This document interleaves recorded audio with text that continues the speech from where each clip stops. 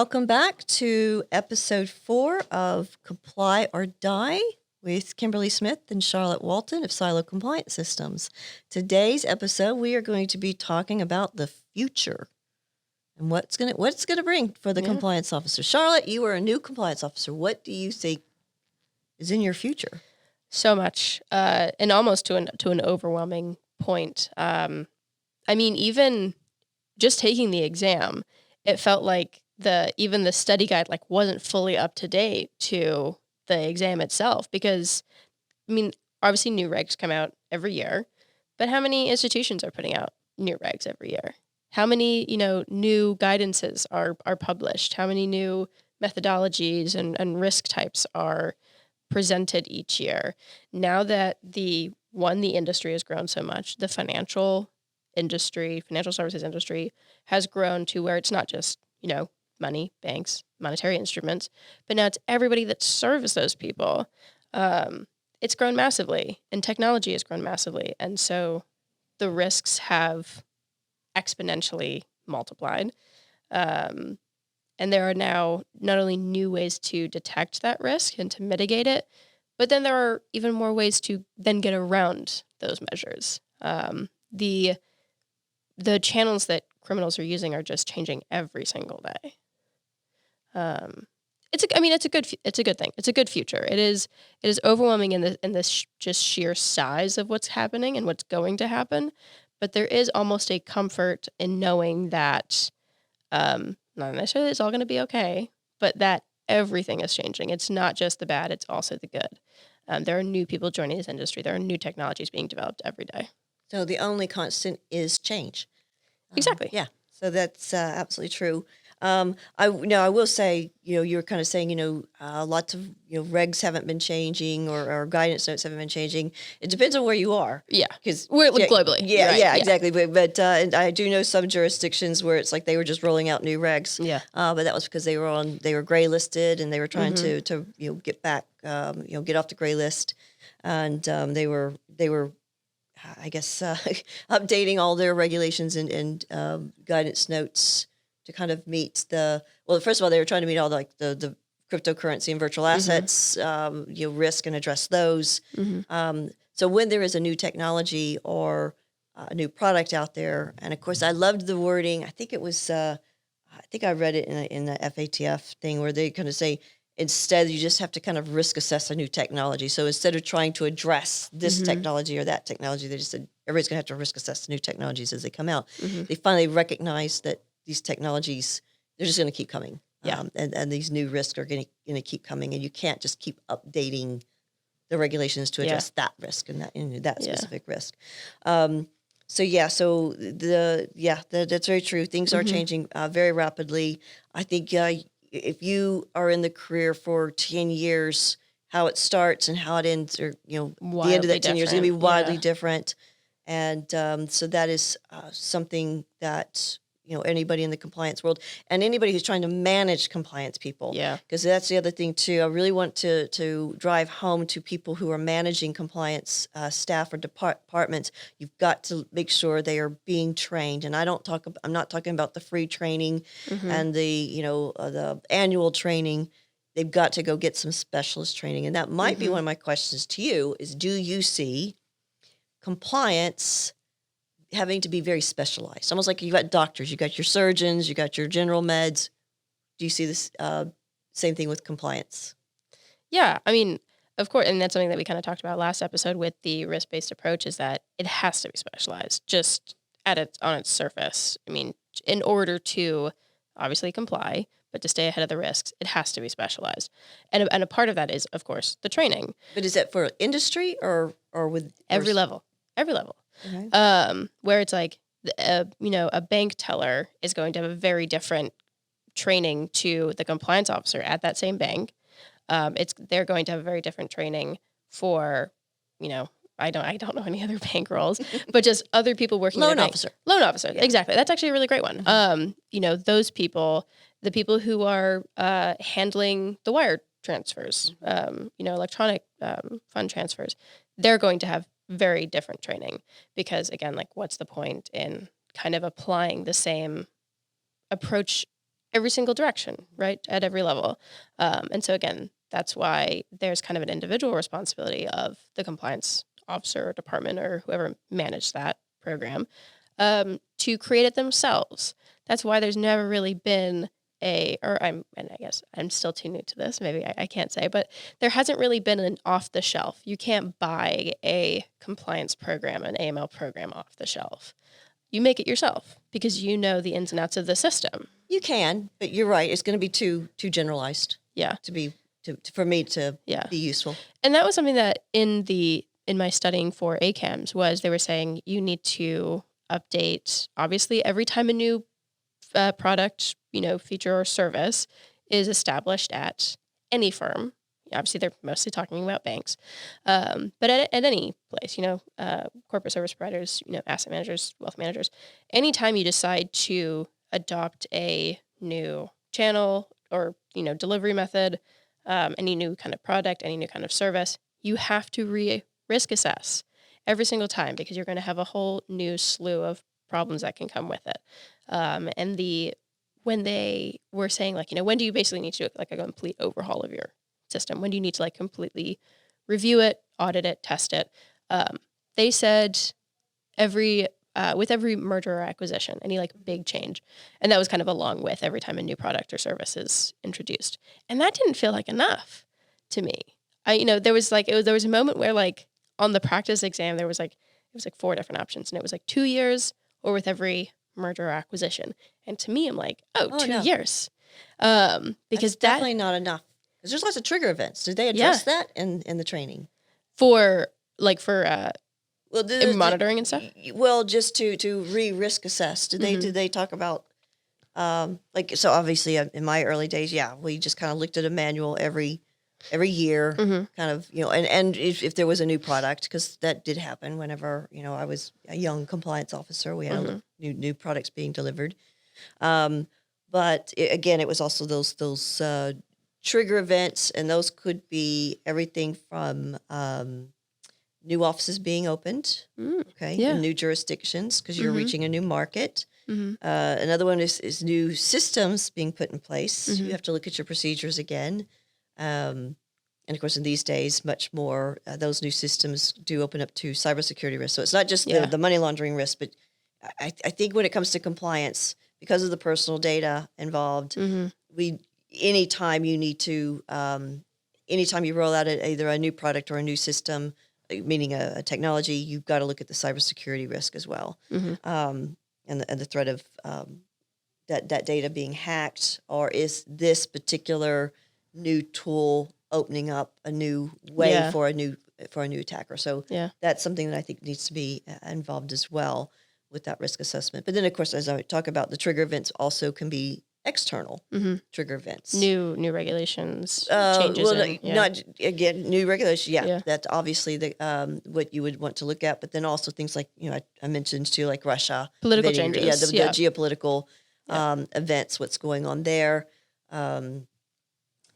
So it's depending, again, going back to what you were saying, depending on your role. But I guess what I was wanting what I was meaning to ask though is when I said, do the roles need to be specialized? In other words, in your view, from what you've seen already and learned, so I'm thinking in terms of do you need a specialist who just does the sanction screening? Do you need a specialist who is just doing, politically exposed persons or, high net worth individuals? Do you need a specialist who is just doing the manuals? What would be your take on that? Since it's becoming so complex and overwhelming. Yeah.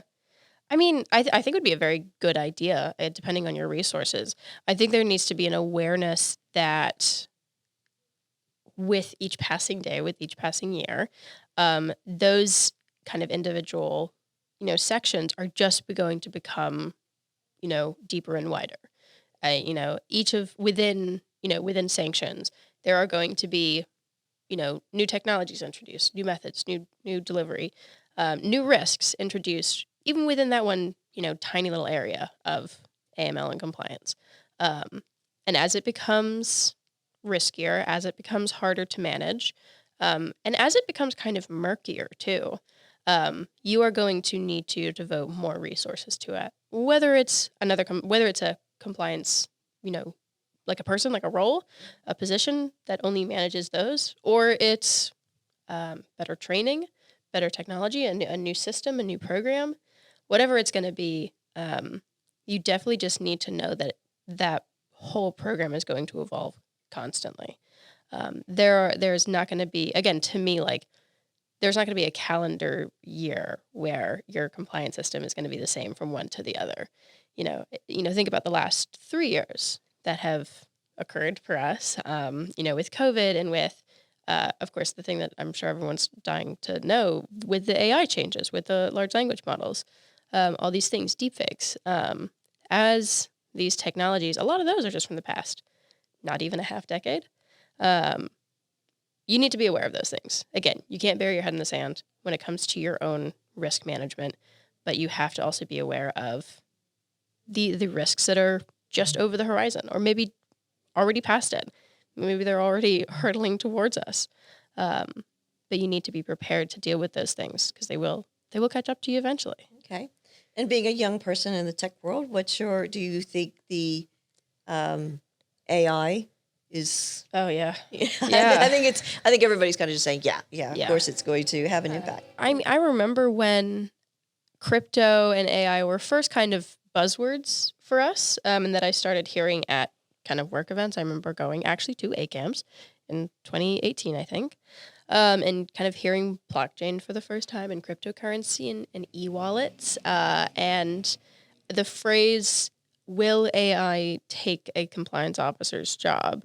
And that was like the big, hot subject of that year. And I think it kind of has been fluctuating for the past, in the years since. I've always been a cynic of those things. I'm part of the digital native generation. And my short answer is no, obviously. Or I guess maybe not obviously, but you're saying AI won't take a compliance officer's job? Yes. Okay. Right. Exactly. Because it is, and I'll sound like a broken record at this point, but it's a human-centered field. I don't know if field even really kind of captures that, but it is not something that you can just automate completely in its entirety. Obviously, there are ways that automation can help, that can speed things up, and then it actually can make it overall better and more effective. The less time you do kind of your tedious, manual, repetitive tasks, the more time you can use your kind of human intuition to really evaluate those risks. Because, hey, guess what? A technology can't do that. A technology cannot do exactly what we've been talking about, where each approach is going to be one, risk-based and individual, configurable, custom, whatever else we want to use. It's going to have to require a person with eyes and hands and a brain, right? In order to, one, obviously do the face-to-face interactions, because those are obviously important, and two, have that method of understanding. Again, risk is not just a kind of black and white, yes or no. It's nuanced. It's complicated. It is influenced by a ton of different factors. And there are things that seem perfectly reasonable on paper, but then you just get that kind of funny feeling, and that's what risk is, right? That's what risk mitigation is. But then there are things that seem sketchy as hell on paper. But maybe those are people trying to serve an underserved community. Maybe they are, we talk about like the abuse of charities a lot by terrorist organizations in ACAMS training. And yes, there are things that can look suspicious for a charity, but they are trying to do good things. And you don't want them to be abused by bad actors. You want to make sure that they are protected. And so enabling them to do things that may toe the line, but then in the end are legal and safe and are doing good things for good people. That's what we're really aiming for, right? It's not just the restriction of the financial industry and the global financial system. It's the protection and safety of it in order for it to expand into communities that are currently underserved. You're saying that an individual is better able to spot those inconsistencies or red flags than an AI would. Mm-hmm. Okay.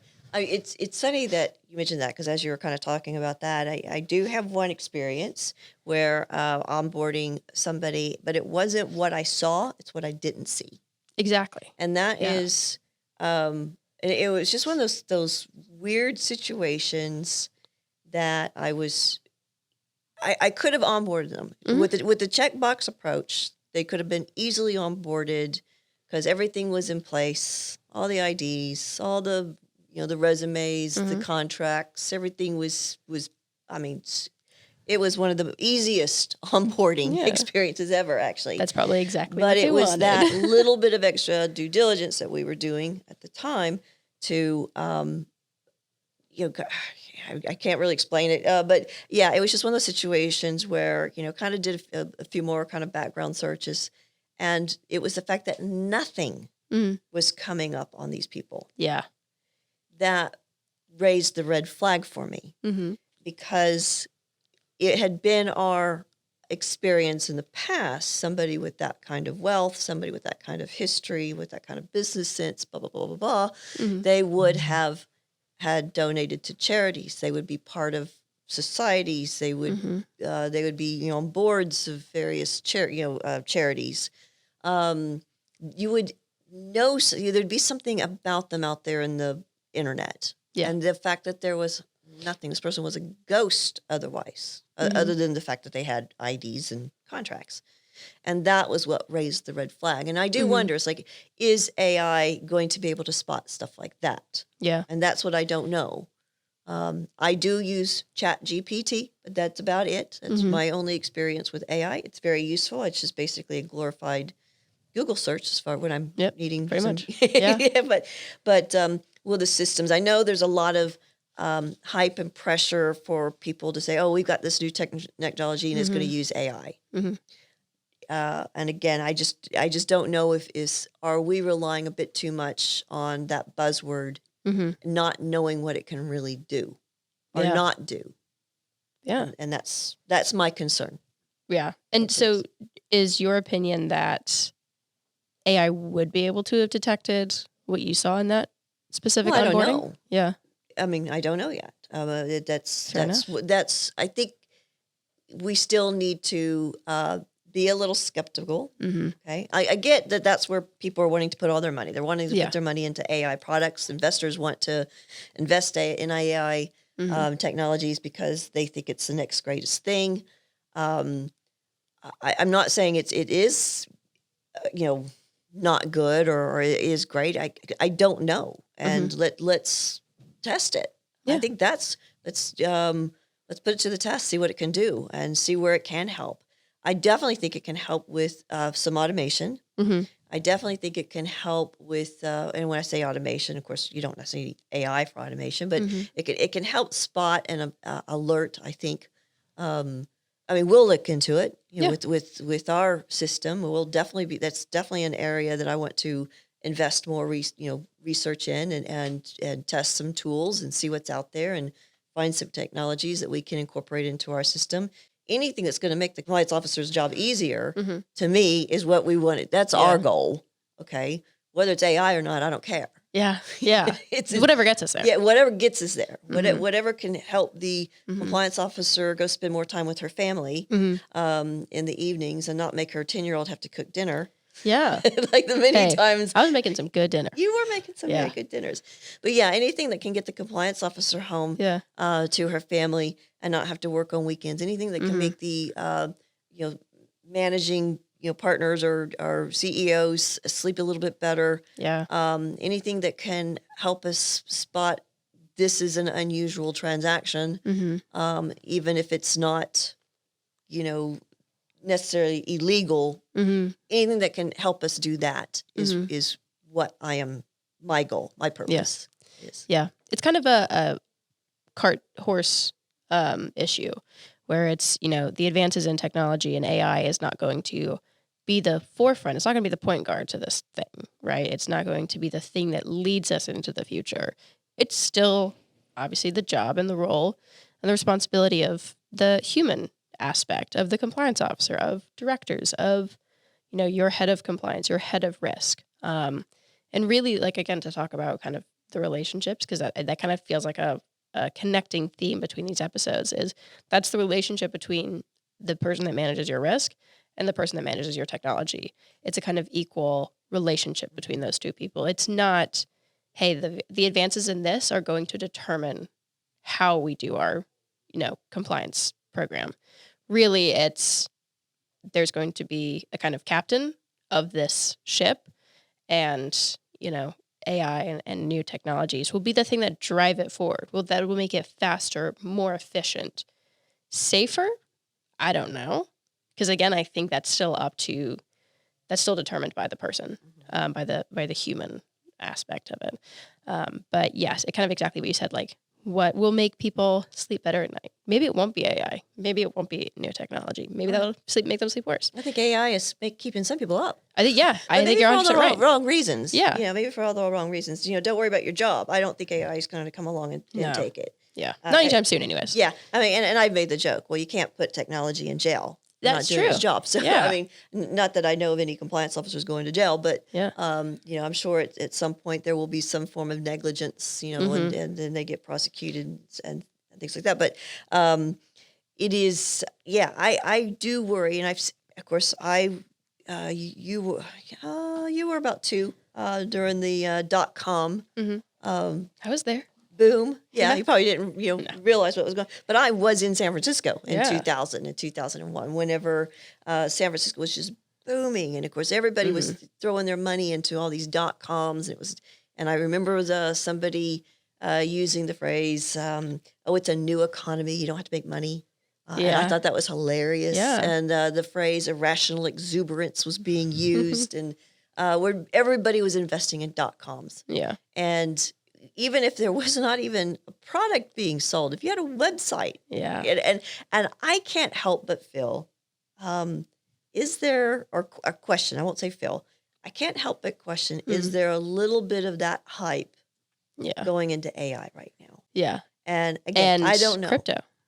Well, I think we've already seen the rise and fall. The rise and fall of crypto. And I'm not saying it's going away.